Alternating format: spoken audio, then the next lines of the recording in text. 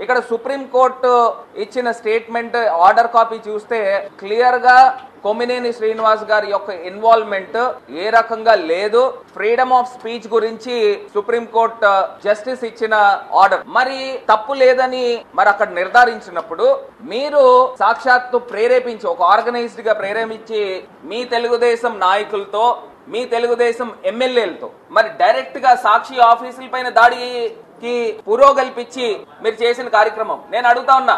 ఇది శ్రీకాకుళంలో సాక్షి ఆఫీస్ పైన దాడి, మరి అదే విధంగా ఇది విశాఖపట్నం దగ్గర జరిగిన ఇన్సిడెంట్ సాక్షి ఆఫీస్ పైన, ఇది ఈస్ట్ గోదావరి సాక్షాత్తు ఈయన ఎమ్మెల్యేనే డైరెక్ట్ గా ఇన్వాల్వ్ అయిపోయి అనపర్తి ఎమ్మెల్యే ఇన్వాల్వ్ అయిపోయి సాక్షి పైన ఏ రకంగా అక్కడ ఉన్న నేమ్ ప్లేట్లు పీకేసిన కార్యక్రమం. ఇది కాకుండా విజయవాడలో నేను అడుగుతా ఉన్నా ఏంటండి ఇది అసలు ఎక్కడికి వెళ్ళిపోతా ఉన్నాము, మనం ప్రజాస్వామ్యంలో ఉన్నామా ఎక్కడ ఉన్నాం. ఇది విజయవాడలో, ఇది మంగళగిరి సాక్షి ఆఫీస్ లో ఇది డైరెక్ట్ గా పీకేసిన పరిస్థితులు సాక్షి అనే అంశాన్ని.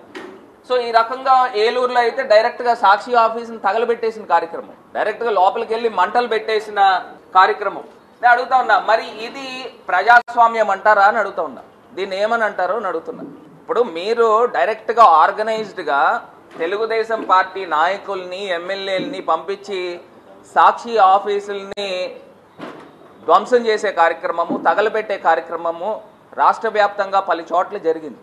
మరి నేను అడుగుతా ఉన్నా ఇదే చంద్రబాబు నాయుడు గారిని, ఇదే ఆంధ్రప్రదేశ్ రాష్ట్ర పోలీస్ శాఖను అడుగుతా ఉన్నా, ఈ జరిగిన ఘటనల పైన మీరు ఎక్కడెక్కడ ఎవరెవరిపైన కేసులు నమోదు చేశారని అడుగుతా ఉన్నా. ఇదే రేణుకా చౌదరి గారు TV5 లైవ్ షోలో ఆమె మాట్లాడిన అంశం గురించి ఒక్కసారి వినండి. ఆమె ఏ రకంగా సాక్షాత్తు మాజీ ముఖ్యమంత్రి వర్యులు రాష్ట్రానికి ప్రతిపక్ష నాయకుడిని ఏ రకంగా దూషించారో ఒక్కసారి, దీంతో పాటు ఇంకొక పాయింట్ కూడా ఒకసారి TV5లోనే గతంలో ఏం జరిగింది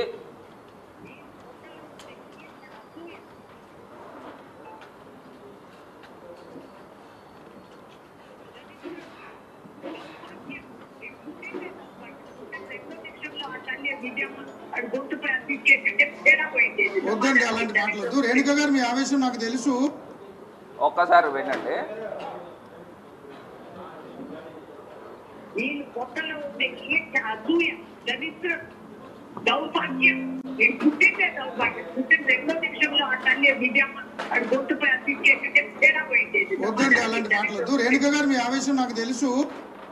ఈవిడ ఎంపీ గారండి రేణుకా చౌదరి గారు డైరెక్ట్ గా ఒక టీవీ లైవ్ షోలో సాక్షాత్తు ముఖ్యమంత్రిగా పనిచేసిన జగన్మోహన్ రెడ్డి గారి గురించి ఆయన పుట్టిన వెంటనేనంట వారి తల్లి గారు పీక నొక్కేసి ఉంటే ఒక పీడ విరగడైపోయింది, ఇదే వర్డింగ్.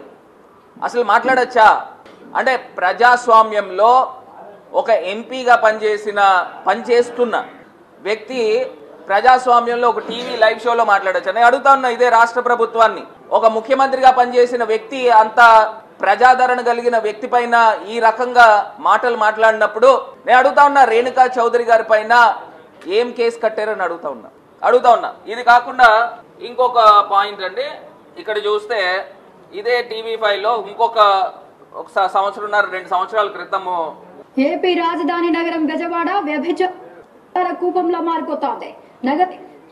ఏపీ రాజధాని నగరం బెజవాడ వ్యభిచార కూపంలో మారిపోతోంది. నగరంలో వ్యభిచార కేంద్రాలు పుట్టగొడుగుల్లా పుట్టుకొస్తున్నాయి. నేను అడుగుతా ఉన్నానండి, ఆవిడ అనింది ఏంటి? TV5 ఏపీ రాజధాని బెజవాడ వ్యభిచార కూపంలా మారిపోతుంది. నేను అడుగుతా ఉన్నా, ఇప్పుడు ఆంధ్రప్రదేశ్ క్యాపిటల్ అయినా అక్కడ అమరావతి అన్నారు, ఇక్కడ బెజవాడ అన్నారు, వ్యభిచార కూపంలా మారిపోతుందని అన్నారు. నేను అడుగుతా ఉన్నా మీరు మాట్లాడింది ఏంటి అని అడుగుతా ఉన్నా. ఆంధ్రప్రదేశ్ బ్రాండ్ ఇమేజ్ ఇక్కడ దెబ్బతినట్లేదా అని అడుగుతా ఉన్నా. సాక్షాత్తు పిటిషనర్స్ సుప్రీంకోర్టు హైకోర్టుని జ్యుడిషియరీని అప్రోచ్ అయితే గానీ ఇవాళ ఆంధ్రప్రదేశ్ రాష్ట్రంలో ఒక సామాన్య పౌరుడికి ఒక గొంతెత్తే వాయిస్ ని న్యాయం జరగదనేది క్లియర్ కట్ గా తేటతెల్లం అవుతా ఉంది.